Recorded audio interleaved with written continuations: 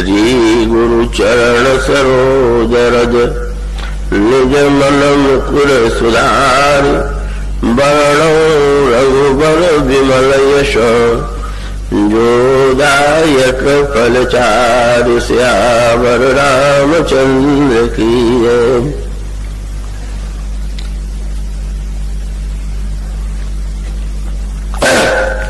चौजुग तीन काल त्योलोका भय नाम जप जीव विशोका वेद पुराण संत मत ये सकल सुकृत फल राम सने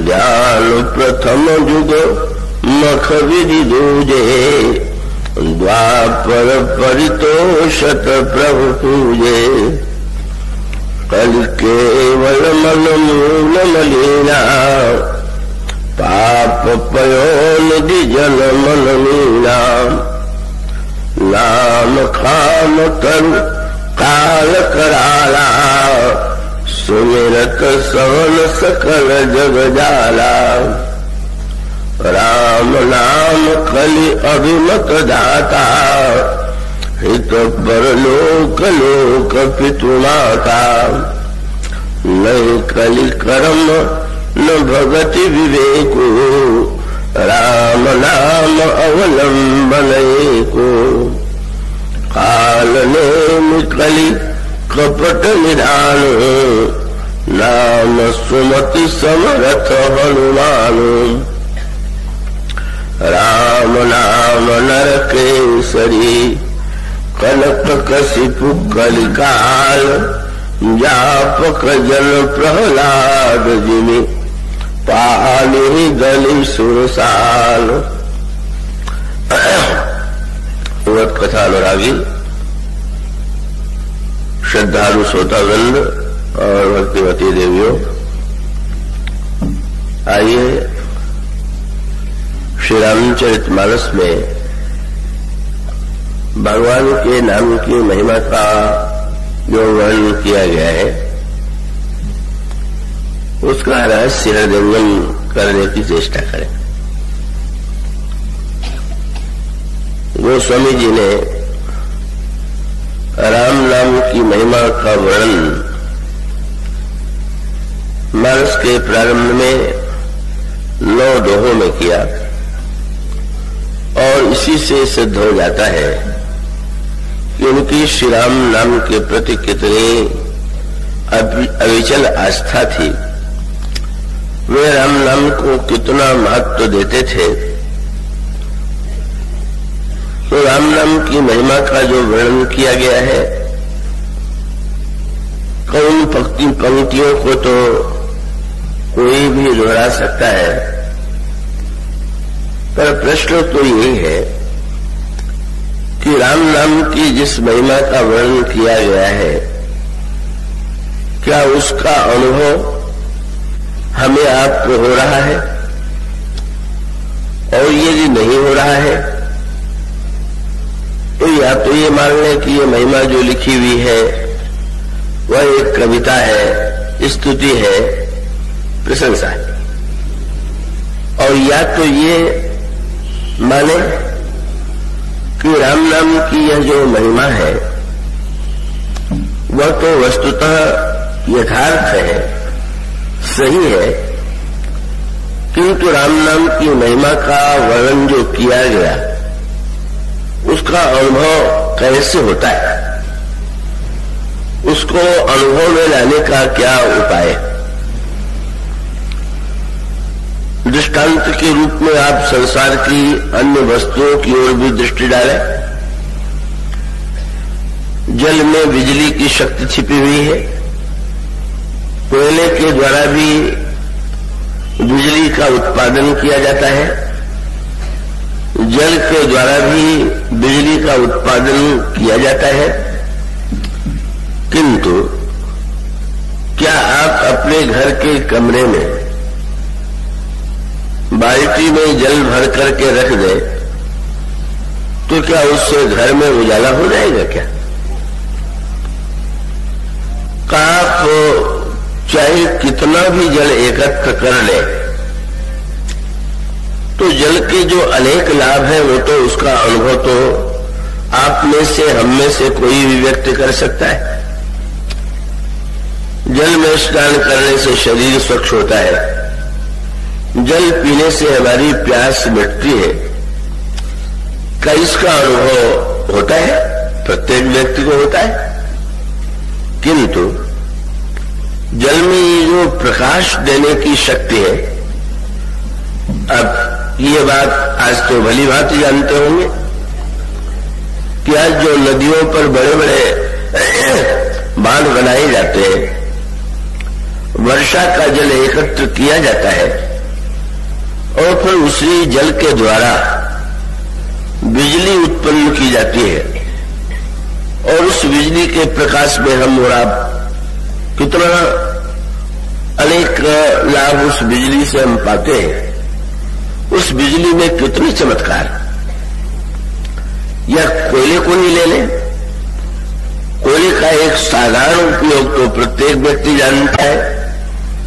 उसके द्वारा आप अग्नि और अग्नि के द्वारा आप भोजन पकाते हैं, शीत का निवारण करते हैं। पर उस बिजली में जितनी शक्ति है, उस शक्ति का ज्ञान तो बहुत थोड़े व्यक्तियों को ही होता है। और तब उसका सूत्र एक ही है कि पदार्थ में जो शक्ति है का उस शक्ति को प्रकट करने के लिए जब तक हम उसको सही ढंग से अपने जीवन में प्रकट नहीं करेंगे, तब तक सच्चे अर्थों में उसका अनुभव हमें नहीं होगा। कई बार लोग कह दिया करते हैं कि रामचरितमानस में लिखा हुआ है कि भाव से चाहे कुभाव से, चाहे अलग से चाहे आलस्य से, जैसे भी भगवान के नाम का जप किया जाए वह नाम परम कल्याणकारी है। उससे दसों दिशाओं में मंगल होता है। भाय कुभाय अलख आलस हूं, नाम जपत मंगल देसी दस हूं। तो ये पंक्ति वस्तुतः पूरी तरह सही है, पर प्रश्न तो यही है, इस पंक्ति में तो ये कहा गया है कि चाहे जैसे नाम का जप किया जाए का उसके जीवन में दसों दिशाओं में मंगल होता है। तो क्या जो लोग नाम का जप करते हुए दिखाई दे रहे हैं, उनके जीवन में दसों दिशाओं में मंगल दिखाई दे रहा है क्या? तो फिर ऐसी स्थिति में केवल पंक्ति में जो बात लिखी गई, उस लिखी गई बात का जब तक हम अनुभव नहीं कर लेते, सचमुच हमको जब तक वह दिखाई नहीं दिखाई देने लगता, तब तक सही अर्थों में वह केवल पंक्ति के द्वारा बात दोहराई जाती है, वो वस्तुतः यथार्थ सिद्ध नहीं होती। तो स्वामी जी ने इसी जो आपके सामने पंक्तियां पढ़ी गई है, उसमें एक बड़ा सुंदर दोहा लिखा।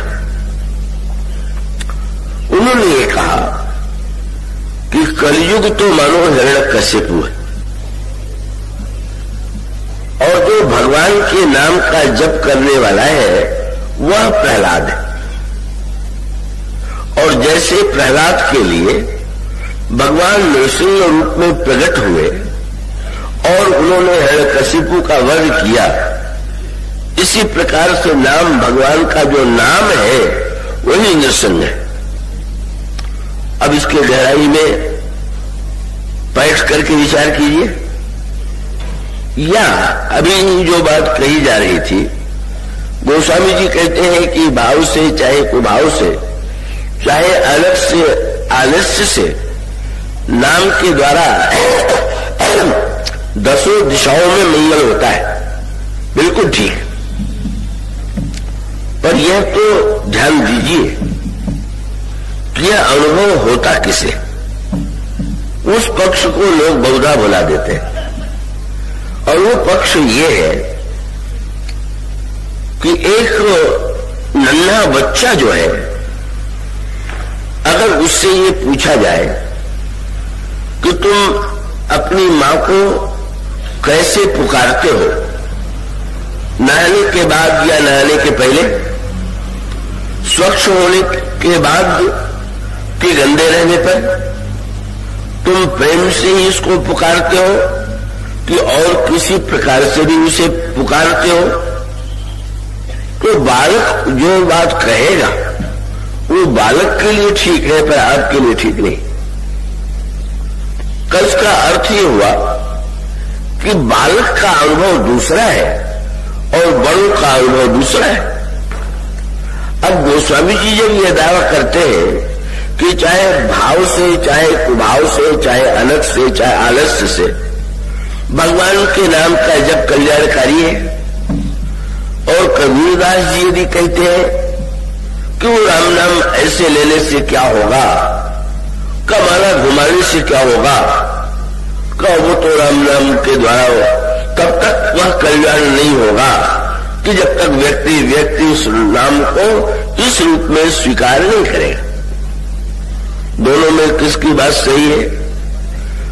कबीरदास जी भी बड़े महान संत, गोस्वामी जी संत शिरोमणि, पर दोनों ने जो बात कही वो दोनों बातें अपने स्थान पर बिल्कुल ठीक है, गलत नहीं। कृपया जाग के सुनिएगा, कोई बहुत अभी दार्शनिक चर्चा नहीं चल रही है, थोड़ा चैतन्य रहिएगा। और इसका अभिप्राय यह हुआ कि एक बालक जब थोड़ा बड़ा होता है और पाठशाला में वो पढ़ने के लिए जाता है, तो उसको शब्द लिखना सिखाया जाता है, शब्द बोलना सिखाया जाता है, शब्द का उच्चारण सिखाया जाता है, और उसके साथ साथ शब्द का उसको अर्थ बताया जाता है। और जब वह बालक, उसकी परीक्षा होती है, अगर वो शब्द का ठीक उच्चारण न कर सके अथवा अगर वह शब्द का अर्थ न बता सके, तो अगर वो सही रूप में शब्द को न लिखे, तो उसका तो एक ही परिणाम होगा कि अध्यापक उसे अनुत्तीर्ण कर देगा, परीक्षा में वो फेल हो जाएगा। और यह भी सत्य है। इसका अभिप्राय है कि शुद्ध शब्द का उच्चारण कीजिए, उसको शुद्ध ढंग से लिखिए, उसके अर्थ का ज्ञान प्राप्त कीजिए, और तब कहीं जाकर के आप परीक्षा में उत्तीर्ण होंगे। तो एक सत्य जो है व्याकरण की पाठशाला का सत्य है, और उसका अनुभव तो प्रत्येक वर्ष परीक्षा देने वालों को होता है। और दूसरा सत्य जो है उस नन्हे बालक का है कि जो व्याकरण की पाठशाला में नहीं गया, उसको शब्दों के शुद्ध उच्चारण का अर्थ भी नहीं ज्ञात है, वो शब्द भी ठीक ठीक नहीं बोल पाता, और उसके अनुभव से यदि आप तुलना करें तो आपको क्या दिखाई देगा? कब वह जो नन्हा बालक है वह मां को कभी बड़े प्यार से पुकारता है, बड़े प्यार से मां का नाम लेता है, और कहीं मां दूध पिलाने में देर कर दे, उसकी ओर ध्यान न दे, तो बालक क्रोध में भी भर जाता है। वो स्वामी जी ने बड़ा सुंदर प्रसंग लिखा कि कौशल्या अम्मा ने एक दिन श्री राम को दूध पिलाने में देर कर दिया। उसमें भगवान राम की दशा कैसी हो गई, तो उन्होंने कहा सजल नयन, आंखों में आंसू आ गया, और आंसू ही नहीं आ गया, कछ मुख करी रूखा, बस मुख पर रुखाई आ गई, आंखों में आंसू आ गए, और तब मां की ओर प्रभु ने देखा, सजल नयन कछु करु मुख करी रूखा, चितई मां को लागी अति भूख। बड़ी भूख लगी हुई है, उन्होंने मां को देखा। भगवान की यह दशा जब गोस्वामी जी ने देखा तो उन्होंने यही कहा कि महाराज इस बात को न भूल जाइएगा कि आपको जब बहुत भूख लगती है और आंसू आ जाता है, आप रूखे हो जाते हैं, मां को उलाहना देते हैं तो हम संसारी लोग भी भूखे होने पर कभी आपसे रूखे हो जाए तो आप बुरा न मानिएगा, वह अनुभव तो आपको स्वयं हो चुका। तो बालक तो जब भूखा होगा तो मां को पुकारेगा तो उसमें प्यार का स्वर नहीं होगा, उसमें तो रुखाई होगी। कभी क्रुद्ध हो जाएगा, कभी वो सो करके उठा हुआ है, गंदगी में पड़ा हुआ है और वो तब मां को पुकारता है। इस तरह से वह नन्हा बालक जिस स्थिति में भी मां को पुकारता है, क्या ये संसार में इसका अनुभव नहीं होता है कि मां दौड़ी चली जाती है? और इसका अर्थ ये है कि तुलसीदास जी जो कहते हैं वह कहने का अधिकार हमें आपको तब तक नहीं है जब तक हम सचमुच नन्हे बालक न हो गए।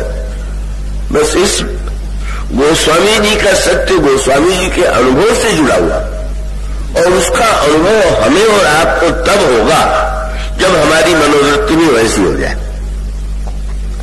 तो कबीरदास जी जो कहते हैं वो व्याकरण की पाठशाला का सत्य है, और गोस्वामी जी जो कहते हैं वो नन्हे बच्चे के घर का सत्य है, और दोनों अपने अपने स्थान पर ठीक है। तो नन्हे बच्चे की वृत्ति क्या सरल है क्या? हर विषय में तो आप अपने को बुद्धिमान, बलवान, योग्य, गुणवान मानते हैं, तो आप नन्हे बच्चे तो है नहीं। और अगर नन्हे बच्चे नहीं है तो आप उस पंक्ति का लाभ आपको नहीं मिलेगा। आप घर में जाइए कि बच्चे ने कह दिया कि मां को चाहे जैसे पुकारा जाए, मां तो प्रसन्न हाथ करके ओर में उठा लेती है, और किसी महिला को चाहे जैसे पुकार दीजिए, कैसा उत्तर आपको मिलेगा कि तुम्हें बोलना भी नहीं आता है, सभ्यता भी नहीं आती है कि कैसे बुलाया जाता है और कैसे पुकारा जाता है। तो बालक का सत्य, और जिसमें वह वृत्ति आ गई, वह वृत्ति आ जाने के बाद तुलसीदास जी से जब पूछा गया कि आप जो है राम नाम को क्या मानते, उन्होंने नहीं कहा कि राम नाम को मैं मंत्र मानता हूं, उन्होंने नहीं कहा कि ये तो दिव्य का महामंत्र है, उन्होंने एक नई बात कही। उन्होंने से पूछा गया कि इसमें जो दो अक्षर है रा और म, वो आपको कैसे लगते हैं? तो आप पढ़िए उनकी दृष्टि। उन्होंने यही कहा कि मुझे रा तो लगती है मां, और मां अक्षर लगता है पिता, और मैं बोले मेरे तो माय बाप दुई आधार हो शिशु अरण्यरो। मैं नन्हा बच्चा हूं, और नन्हे बच्चे के रूप में मैं कोई मंत्र का जप नहीं करता हूं, मैं तो मां बाप को पुकारता। अगर ऐसी वृत्ति आपकी हो गई है तो चौपाई आपको सचमुच जीवन में सही लगेगी कि भाई को भाई अरख आलसू और नाम जपत मंगल दिश दसू, और आप में वो वृत्ति है ही नहीं, और आप दोहराए जा रहे हैं कि रामायण में तो लिखा हुआ। अरे आप तो लग रहा है क्या? और लगे भी नहीं रहा है तो इसका अभिप्राय ये है कि जो बाल वृत्ति बने, उसका अर्थ ये भाई बड़ा बनने में प्रयत्न तो है, पर बड़ा होना अविश्वास है। पर ये बाल वृत्ति आ पाना ये तो अत्यंत कठिन है। और बाल वृत्ति वो बड़ी मीठी बात आती है ना कि परशुराम जी और लक्ष्मण का जब संवाद होता है, और लक्ष्मण की बातों से परशुराम जी अत्यंत क्रोध में भर जाते हैं, तो भगवान श्री राम ने परशुराम जी के सामने हाथ जोड़ करके जो वाक्य कहे, प्रारंभ में उसका अर्थ परशुराम जी को और लगा, पर थोड़ी देर के बाद जब उन्होंने विचार किया तो उनको लगा कि वो जैसा लग रहा था वैसा अर्थ तो है नहीं। और उसका अर्थ क्या था? परशुराम जी बार बार यही से प्रारंभ करते हैं। जिस समय लक्ष्मण जी ने यह कहते हुए परशुराम जी से व्यंग भरी भाषा में कहा कि बहु धनुनी तोड़ी लड़िकाई कबहू असरिस कील गोसाई, यही धनु पर ममता के हेतु तो सुन ईसाई का भृगुकुल केतु, और पहला वाक्य उनके मुंह से निकला, अरे नृप बालक, अरे राजा के लड़के, तू संभाल को नहीं बोलता। अब आगे चल करके भगवान श्री राम ने जब परशुराम जी से क्षमा याचना किया तो और कुछ व्यवहार में असभ्यता भी दिखाई दे तो बालक पर तो हमें क्रोध नहीं करना चाहिए। तो जिसमें भगवान राम ने बड़ा विचित्र व्यंग्य, स्वयं तो परशुराम जी ने श्री राम के लक्ष्मण के लिए कहा बालक, पर जब भगवान राम ने कहा कि महाराज ये नाक करिए बालक पर छोड़ो, तो परशुराम जी बिगड़ खड़े हुए। ये बालक लगता है, कितने बरस का बालक है ये, तुमसे तो कहीं भी स्वास्थ्य में नींद नहीं लग रहा है, तुम ये कर करके सफाई दे रहे हो कि ये बालक है। ये बालक है तो कितने वर्ष का बालक है। और तब भगवान राम ने विचित्र बात कह दी। वो बात बड़ी अनोखी थी। उन्होंने जो शब्द कहा, परशुराम जी को प्रारंभ में तो बड़ा क्रोध आया, लेकिन बाद में जब अर्थ पर दृष्टि गई तो समझ गए कि श्री राम बहुत बड़ी बात कह रहे थे। दो तीन बातें परशुराम जी ने कही थी कि बालक जो है वो मेरा प्रभाव नहीं जानता। तो कभी तो विश्वामित्र जी से कहते हैं कि तुम इस बच्चे को जरा समझाओ तो कि मेरा क्या प्रभाव है। कई प्रताप बल रोष हमारा, और कभी जो है वो सभा की ओर देखते हैं, कोई यह तो बतावे इस बालक को कि मैं कौन हूं। तो उस समय स्वाभाविक रूप से भगवान राम ने दो तीन वाक्य कहे गया, कृपया उसके अर्थ पर दृष्टि डालेंगे। एक तो भगवान राम ने कहा कि महाराज जो प्रभु प्रभाव कछ जाना तो की बराबरी करता अयाना। अगर ये आपका प्रभाव जानता होता तो क्या ये नासमझ जो है आपकी बराबरी करता। तो उसका अर्थ तो सरल सा यही था। परशुराम जी ने ऐसा अनुभव किया कि श्री राम जी कह रहे हैं कि ये आपके प्रभाव को जानता नहीं और इसलिए नासमझी के कारण आपकी बराबरी कर रहा है। क्या ये सही है क्या? भगवान राम का वाक्य तो ऐसा लगा कि जैसे वो परशुराम जी की स्तुति कर रहे हैं और लक्ष्मण में कमी दिखा रहे हैं। पर भगवान राम ने जो एक वाक्य कह दिया वो बड़ा गहरे अर्थ वाला था। जब परशुराम जी ने बिगड़ करके कहा, ये जी तुम जिसे बालक कर करके क्षमा याचना कर रहे हो, ये कितने वर्ष का बालक है मैं भी तो जान लूं। तो प्रभु ने जो शब्द कह दिया वो कह दिया कि ये तो दुर्मुहा बालक। लीजिए, भगवान राम कहते हैं नाक करिए बालक पर छोड़ू, सूद दूध मुख करिए नको। ये बालक तो दुर्मुहा है। अब परशुराम जी कैसे मान ले कि ये जो लक्ष्मण है ये दुर्मुहा बालक हुआ। पर भगवान राम के वाक्य का अर्थ जो था, परशुराम ने अनुभव किया कि सुन मृदु गुण वचन रघुपति के। सुनने में मृदु था पर गहराई में बैठने पर लगा कि नहीं, अर्थ वही नहीं था जैसा सुनाई दे रहा था, बल्कि बड़ा गूढ़ था। तो भगवान राम ने जब ये कहा कि आपका प्रभाव नहीं जानता, तो बहिरंग दृष्टि से तो सही नहीं। परशुराम जी ने तो स्वयं अपना प्रभाव बताया और लक्ष्मण जी ने उसकी भी हंसी उड़ाई। जब उन्होंने विश्वामित्र जी से कहा कि इस बालक को मेरी महिमा बता दो, तो व्यंग भरी भाषा में लक्ष्मण जी ने कह दिया कि महाराज आपने अपने मुंह तुम आपने करनी, भांति अनेक बार बहु बरणी, नहीं संतोष तो पुन कछ पाओ। तो स्पष्ट ही लगता है कि वो महिमा सुन चुके, जान चुके, और भगवान राम सफाई दे रहे हैं कि तो आपका प्रभाव नहीं जानता। इसका अंतरंग अर्थ ये था कि जैसे किसी व्यक्ति के लिए कहा जाए कि कांच का मूल्य नहीं जानता, तो निंदा है कि प्रशंसा है। कांच का मूल्य न जानना ना समझी भी हो सकती है। पर मान लीजिए जो नित्य हीरे को ही पहनने वाला हो, अगर उसके वो ये पता ही नहीं हो कि बाजार में आजकल कांच किस भाव में बिकता है, तो उसकी प्रशंसा की जाए कि निंदा की जाए? और उसका अर्थ क्या है? भगवान राम का गुण वाक्य यह था कि महाराज, मेरा प्रभाव जानने के बाद अगर इसको आपका प्रभाव नहीं दिखाई देता है तो इसमें कोई आश्चर्य तो नहीं है। इसका अभिप्राय है कि प्रभु का वो परिपूर्ण प्रभाव जानने वाले लक्ष्मण जी कौन है?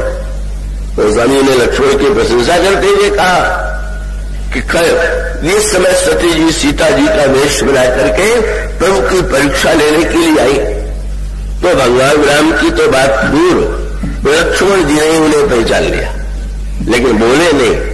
वो स्वामी ने शब्द लिखा, कहीं न सकत कछु अति गंभीरा, प्रभु प्रभाव जानत मत जीरा। लक्ष्मण जी तो प्रभु के प्रभाव को जानने वाले, और भगवान राम कहते बालक आपका प्रभाव नहीं जानता।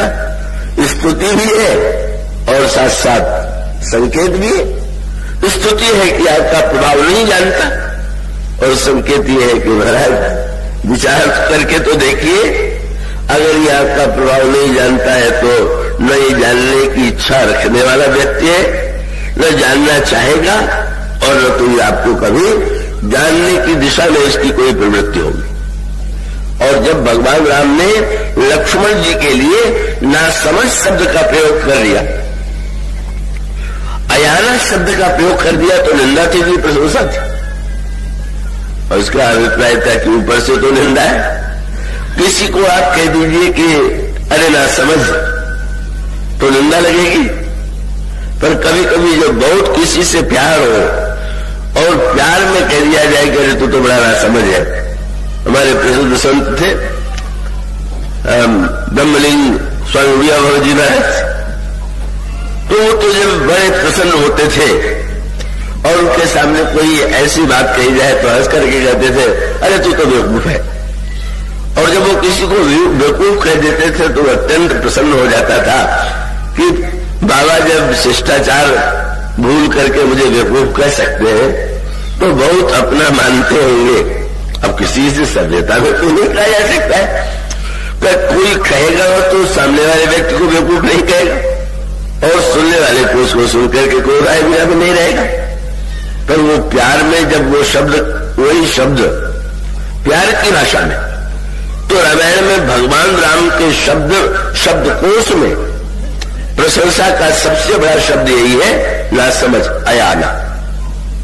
जिसको अयाना कह दे समझ लीजिए कि भगवान उसको इतना अधिक मानते हैं। और वो सूत्र आपको मिलेगा काकभूषुंड जी के प्रसंग में।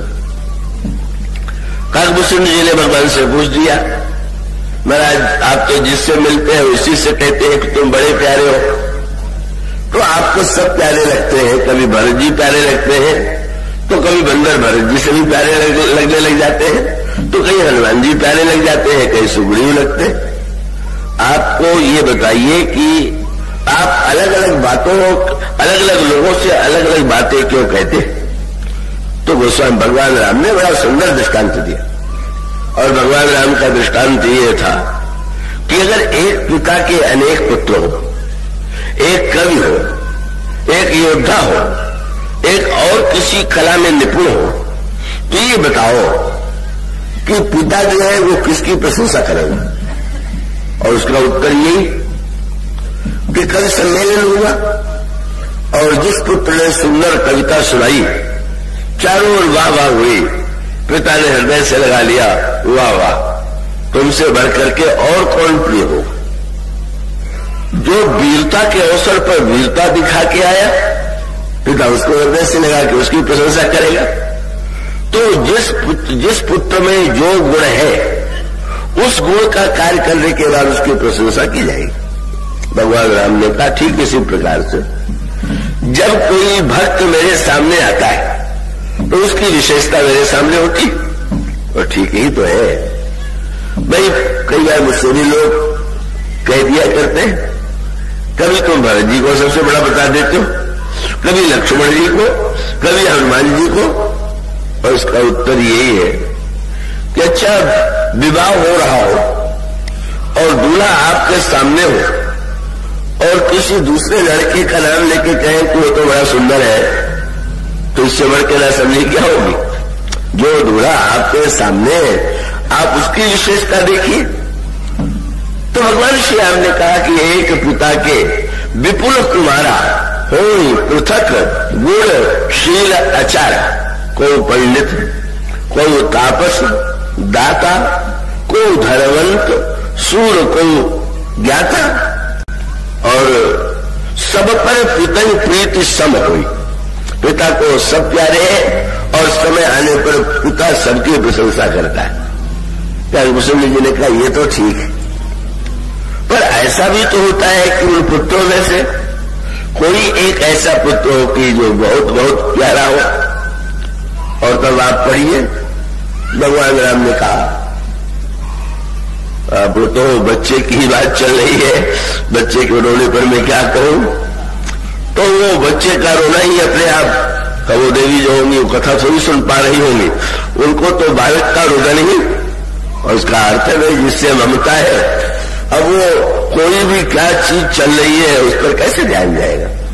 तो भगवान राम ने ये कहा कि हाँ मुसल्ली, अगर ये तुम पूछते हो तो मैं ये कहूंगा कि पिता को सभी पुत्र प्रिय तो है, पर एक पुत्र जो है वो सबसे अधिक प्यारा है। वो कौन है महाराज? बोले एक पितु वचन भगत मन कर्मा। एक पुत्र ऐसा है कि जिसमें केवल पिता के प्रति प्रेम को छोड़ करके और कुछ नहीं। और भगवान राम ने एकांत में निर्णय दे दिया कि भाई सत्य तो यही है कि एक पितु वचन भगत मन कर्मा, और सपने में जान में दूसरा धर्म। स्वप्न में भी उसमें कोई धर्म नहीं, कोई विशेषता नहीं। और तब भगवान राम ने स्पष्ट कह दिया, सो सुत प्रिय पितु प्राण समान। और पुत्र प्रिय है पर वो तो पिता को प्राण समान प्रिय। और प्रभु ने कहा कि वही शब्द जिसके लिए चौपाई पढ़ रहा था मैं, उन्होंने जब लक्ष्मण जी को अयाना कह दिया तो निंदा है कि प्रशंसा? भगवान राम ने यही कहा कि वह बच्चा जो मन वचन कर्म से पिता को छोड़ करके और किसी को नहीं जानता, सो सुत प्रिय पितु प्राण समाना। और यद्यपि सो सब भांति अयाना, यद्यपि वो पूरी तरह अयाना है पर सयाने बेटों से प्रिय। और इसका अर्थ ये कि सभा में सयानों की प्रशंसा करते पर अकेले में तो अयानों से ज्यादा प्यार करते। और लक्ष्मण जी को जब उन्होंने अयाना कहा तो सारे लक्षण अगर किसी में घटते हैं तो वो तो केवल लक्ष्मण जी में घटते। सपने में जान दूसरा धर्मा, ये तो वो वाक्य केवल लक्ष्मण को छोड़ करके और किसी में नहीं। भगवान राम कह देते हैं गुरु पिता माता की सेवा करो, और लक्ष्मण जी कह देते हैं गुरु पिता माता ने जानो खाओ। केवल भगवान को छोड़ करके और उन्होंने कभी कुछ जाने नहीं। तो वो हंस करके कहते हैं ये तो अयाना है, पर अयाना ही उन्हें सबसे अधिक प्रिय। और जब परशुराम जी से कहने लगे कि महाराज ये तो अयाना है, तो वो समझ रहे थे कि इसकी निंदा कर रहे हैं। और लक्ष्मण जी गदगद थे कि मुझे वह शब्द कह रहे हैं जो प्रभु का हमारे प्रति सबसे प्यारा शब्द है। और जब भगवान राम ने कह दिया कि दुर्मुहा बालक है, तो उसका अर्थ क्या? एक बालक वो है जो नन्हा सा होता है और मां का दूध छोड़ करके और कुछ पी ही नहीं सकता। और वही बालक जब बड़ा होता है तो उसे भोजन के लिए ले जाने कितने वस्तुएं चाहिए। भगवान ने कहा कि लक्ष्मण जो है संसार के अन्य जो महापुरुष होते होंगे वो मेरे दुर्मुह बालक नहीं, पर लक्ष्मण तो दुर्मुह बालक है। उसका अभिप्राय क्या? बोले अन्य लोगों को तपस्या पर, अपनी साधना पर इन वस्तुओं के भोजन के द्वारा शक्ति मिलती होगी, पर ये तो लक्ष्मण कृपा के दूध को छोड़ करके इसने कभी कुछ पिए ही नहीं। तो इसको तो एकमात्र कृपा का दूध चाहिए और कुछ नहीं जानता। ये तो बिल्कुल अयाना है, इसलिए आपकी कृपा का ये पात्र है। पहले तो लगा लक्ष्मण की निंदा है, और बाद में जब वो गहराई से अर्थ पर विचार किया उन्होंने तो समझ में आ गया लक्ष्मण की विशेषता ये नहीं है कि वो गुणों में सर्वश्रेष्ठ सबसे अधिक आगे। लक्ष्मण की विशेषता ये है कि उनके जीवन में वो शिशु वृत्ति है, वो बाल वृत्ति है कि जो बाल वृत्ति का जिसके जीवन में कहीं कोई अन्य वस्तु, अन्य कोई विश्वास, अन्य कोई प्रभाव है ही नहीं। और जब भगवान राम ये कहते हैं कि ये बालक आपसे इसलिए नहीं डरता, तो उसका संकेत यही था कि भला सोचिए, जिसको मेरी कृपा के दूध का पीने का स्वभाव पड़ गया हो, जो मेरे प्रभाव को छोड़कर के किसी का प्रभाव जानता न हो, अगर वो व्यक्ति आपसे नहीं डरता है तो क्या आपको आश्चर्य लगता है क्या? और बाद में जब परशुराम जी समझ पाए तो इसीलिए जाते समय जब वो ये कह करके गए कि अनुचित बहुत कहो अज्ञाता, क्षमा मंदिर दो भ्राता, जब श्री राम से ही नहीं लक्ष्मण से भी क्षमा याचना किया तो उनका तात्पर्य था कि मैं नहीं समझ पाया था कि तुम्हारा और उनका क्या संबंध है। और इस अर्थ में मानो इसको कहने का तात्पर्य है, बालक होना कोई सरल थोड़ी है, बड़े बनने में सुविधा है, पर वो शिशु वृत्ति आ जाना कि जिसको भगवान की कृपा छोड़ करके रंच मात्र किसी प्रकार नन्हा बच्चा है, क्या वो कभी ये गणित करता है कि मैं इतना काम करूंगा तो माता इसके बदले में मुझे इतना सम्मान देगी, इतना भोजन देगी? वह बालक ये मान के चलता है कि माँ तो जब कुछ मुझे देती है तो माँ के अपने प्यार से देती है, मेरी विशेषता से नहीं देगी। और ऐसी वृत्ति इतनी कठिन है कि जिसके जीवन में अपने में कोई गुण न दिखाई दे रहा, कोई विशेषता न दिखाई दे रही, कोई सामर्थ्य न दिखाई दे रहा, अगर वो व्यक्ति अगर ये कहे कि भाई को भाई अनख आलस हूं, तो उसको कहने का अधिकार है, पढ़ने का अधिकार तो हम सबको, पर अनुभव करके दावा करके वही कह सकता है जिसने तुलसीदास के समान बाल वृत्ति को पा लिया। और यह बाल वृत्ति अपने स्थान पर ठीक है। और कबीरदास जी जो बात कहते हैं उसका अभिप्राय है कि अगर आप अपने आप में ये मानते हैं कि योग्यता है, आप ये मानते हैं कि आप में सामर्थ्य है, तो आप तो फिर ये समझने की चेष्टा कीजिए कि राम नाम क्या है, राम नाम का अभिप्राय क्या है, राम नाम का तत्व क्या है, राम नाम का रहस्य क्या है, राम नाम लेने की विधि क्या है। तो उस सब बातों में परस्पर विरोध रखता है, पर वो बातें बिल्कुल समान रूप से बिल्कुल ठीक। मैं ऐसा करता हूं, आप शरद पूर्णिमा के दिन इस गोस्वामी जी के द्वारा जिस शरद पूर्णिमा की ओर संकेत किया गया उस पर दृष्टि डालेंगे। वो कहते हैं, राका रजनी भगति तव राम नाम सोई सोम, अपर नाम उर्गन विमल बसई भगत उर्व्योम। इतनी बड़ी बात कह दी गई। और जो नाम से प्रेम करके नाम की महिमा का जो अनुभव करना चाहते उन लोगों को इस तरह के अर्थ पर विचार करना चाहिए। और उसका उत्तर यही तो है ना कि चंद्रमा तो 12 महीने में 15 दिन तक तो निरंतर दिखाई ही देता रहता है, 15 दिन के बाद भी वो दूसरे पक्ष में भी दिखाई देता रहता है। पर आपने एक अंतर देखा तो चंद्रमा सर्वदा एक रूप में नहीं दिखाई देता,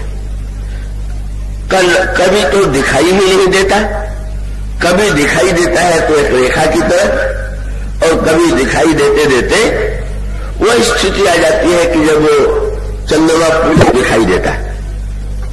और उसके साथ साथ आज शरद पूर्णिमा है, मान लीजिए आज भी अगर रात में बादल छा जाए तो क्या होगा? वो पूर्ण चंद्रमा आप मान लेंगे कि आज शरद पूर्णिमा है, पर शरद पूर्णिमा का अनुभव तो तब होगा कि एक तो शरद ऋतु, वर्षा ऋतु में उसका आपको अनुभव नहीं होगा, आपको गर्मी की ऋतु में उसका अनुभव नहीं होगा। तो उसका अनुभव जब होता है तो शरद ऋतु में होता है, और होता भी तभी है कि जब आकाश स्वच्छ हो। तो भाई जरा गहराई से विचार करके देखिए। और वो सूत्र यह है कि जो भक्ति है इसकी तुलना की गई पूर्णिमा की रात्रि से। ज्ञान और भक्ति दोनों की महिमा, दोनों की विलक्षणता का वर्णन रामायण में किया गया है, पर ज्ञान और भक्ति की तुलना में एक अंतर है। ज्ञान की तुलना की गई दिन से, प्रकाश से और सूर्य से, और भक्ति की तुलना की गई रात्रि से। दिन और रात्रि हमारे आपके जीवन में दोनों आते हैं, दोनों लगते हैं परस्पर विरोधी, पर जीवन में दोनों की आवश्यकता है। और दोनों की आवश्यकता का तात्पर्य क्या है? अगर दिन न हो, प्रकाश न हो, तो हमें जो वस्तुएं हैं वो अपने वास्तविक रूप में दिखाई नहीं देंगे। और इसके साथ साथ हम और आप जो कर्म करते हैं वह सारा कर्म होता है दिन में, सूर्य के प्रकाश में, और वो हम जीवन में जितना पुरुषार्थ कर सकते हैं उन सारे पुरुषार्थों के करने की जो वेला है वो दिन ही तो है। इसलिए दिन की भी आवश्यकता है, पर उसके साथ साथ रात्रि की कितनी आवश्यकता है। दिन में कर्म करने के बाद हम न जाने कितनी वस्तुएं पाते हैं, एकत्र करते हैं, किंतु उसके साथ साथ जब रात्रि आती है तो दिन में जब आप प्रकाश में कर्म करेंगे तो उसके साथ साथ कुछ समस्याएं भी आएंगी। और वो समस्या ये है कि सूर्य में प्रकाश तो है पर ताप भी है। सूर्य के प्रकाश में जब हम आप कर्म करते हैं तो बहुत सी वस्तुएं मिलती हैं, पर थकान भी तो आती है, और तब व्यक्ति को रात्रि की आवश्यकता का अनुभव होता है कि जब हम पूरी तरह से अपनी थकान मिटा सके, आनंद और गहरी नींद का अनुभव कर सके। और इसका सूत्र यदि हम और आप जीवन में सीखना चाहें तो दिन में जागिए और रात में सोइए। रात में सोइए माने कथा में न सोइए, जब जाइए पलंग पर सोइए तब सोइए। इसका अर्थ है दिन में जागिए और रात्रि में सोइए, और इन दोनों की आवश्यकता है। ज्ञान के प्रकाश में जागिए और भक्ति की रात्रि में आनंदमयी विश्राम की स्थिति का अनुभव कीजिए। ज्ञान का अपना दिव्य ज्ञान यदि न हो, जैसे सूर्य का प्रकाश हो जाता है, सारा कर्म तो यही कैसा अनोखा संकेत ईश्वर ने किया है दिन और रात का। दिन माने विस्तार और रात्रि माने समेटना। दिन माने श्रम और रात्रि माने विश्राम। दिन माने कुछ बनना और रात्रि माने सब भूल जाना। दिन और रात्रि हमारे तो जीवन में वो नित्य अगर ध्यान से अपने ही शरीर को हम और आप देखें तो सत्य आपको दिखाई देगा। दिन हुआ तो आप क्या करेंगे? जो ही आपको लगेगा पता कि सूर्य निकल आया।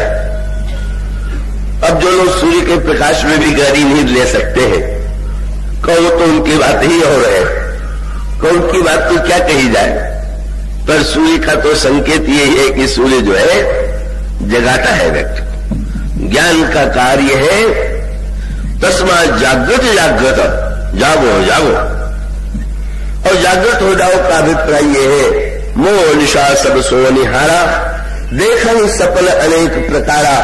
ये मोहमयी रात्रि में सारे जीव सो रहे और मोहमयी रात्रि में जो सुख दुख का अनुभव हो रहा है वो स्वप्न के समान सुख दुख का अनुभव हो रहा है। ज्ञान का कार्य है व्यक्ति को जगा देना, चैतन्य कर देना। जैसे रात्रि में चोरी का भय, इसी प्रकार से मोहमयी रात्रि में डर ये है कि कहीं काम, क्रोध, लोभ, अभिमान ये दुर्वृत्तियां हमारे चित्त में जो शांति का धन है उसको चुरा न ले जाए। और चुरा ही नहीं, जागिए। एक से आप देखेंगे निकले कमरे से, कमरे से निकले मकान में आए, मकान से निकले तो आप मोहल्ले में गए, मोहल्ले से निकले तो नगर में गए। दिन भर आपने कितना कर्म किया, कितना प्रयत्न किया और क्या करने के लिए प्रयत्न किया। आपने ये माना कि इन वस्तुओं में सुख है, तो सुख खरीदने के लिए पैसा चाहिए, सुख खरीदने के लिए पुरुषार्थ चाहिए, और इसलिए आप दिन भर सुख के लिए प्रयत्न करते हैं और सुख की सामग्रियां एकत्र करते हैं। किंतु जब रात्रि होती है,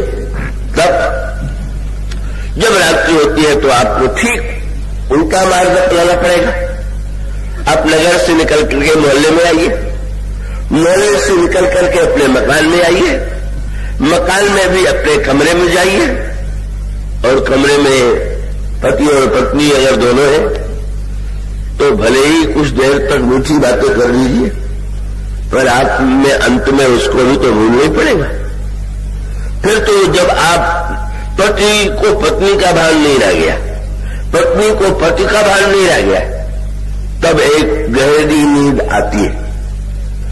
और उसका अभिप्राय है ये जो द्वैत और अद्वैत का क्रम है, दिन में एक से अनेक, रात्रि में अनेक से एक, इसलिए अगर हम जीवन से ही सीखना चाहें तो ये सत्य दिखाई देगा, एक से अनेक कैसे हुआ जाता है और अनेक से एक कैसे हुआ जाता है।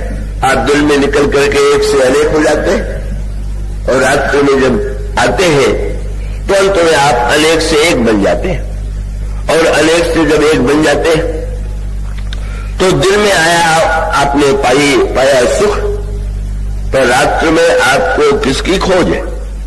दिल में बाजे भी अच्छे लगेंगे, संगीत भी अच्छा लगेगा, कोलाहल भी ठीक ही लगेगा, पर रात्रि हो तो मन यही होगा, अब कोई कोलाहल न हो, कोई शब्द न हो, कोई न बोले।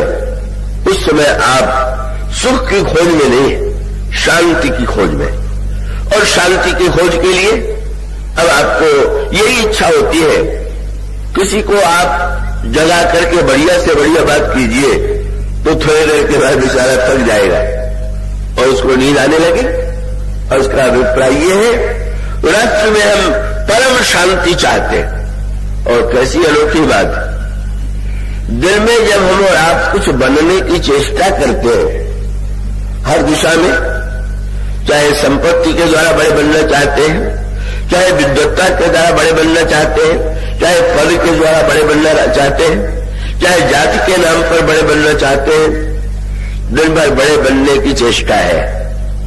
और बड़े बनने में उतना झगड़ा भी, क्योंकि आप ही बड़े नहीं बनना चाहते, दूसरे भी बड़े बनना चाहते, और बड़े तो टकरा ही जाते।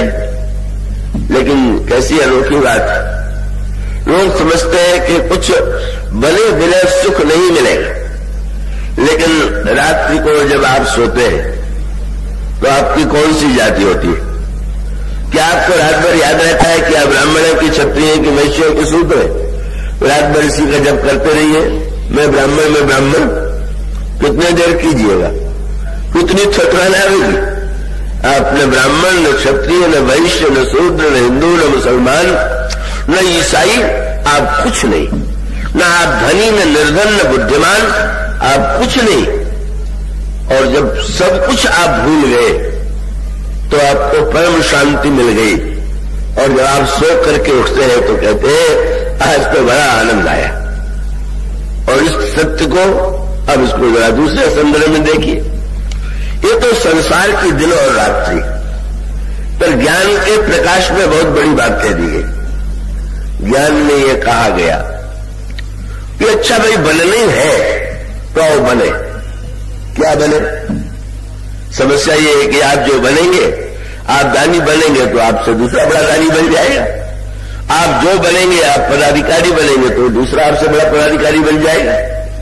इससे ज्ञान ने ये शिक्षा दिया कि बनने है तो सीधे ब्रह्म बन जाओ।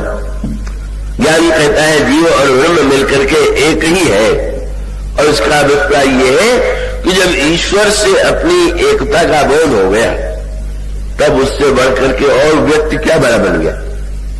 और इस बड़प्पन की विशेषता ये है कि इस बड़प्पन के लिए दूसरे व्यक्ति, संसार में जितने बड़े होते हैं वो बेचारे लंगड़े होते हैं, लंगड़ा बेचारा दूसरे के सहारे के बिना उठ नहीं पाता, तो धनी बेचारे को एक निर्धन का सहारा चाहिए, विद्वान को मूर्ख का सहारा चाहिए, पद प्राप्त करने वाले व्यक्ति को कोई व्यक्ति शासन में रहने वाला चाहिए, पर मानो अगर दिव्य ज्ञान हो गया और ब्रह्म से एकत्व की अनुभूति हो गई, तब कहां छोटा कहां बड़ा, और वो ब्रह्म से बड़ा तो और कुछ हो ही नहीं सकता है।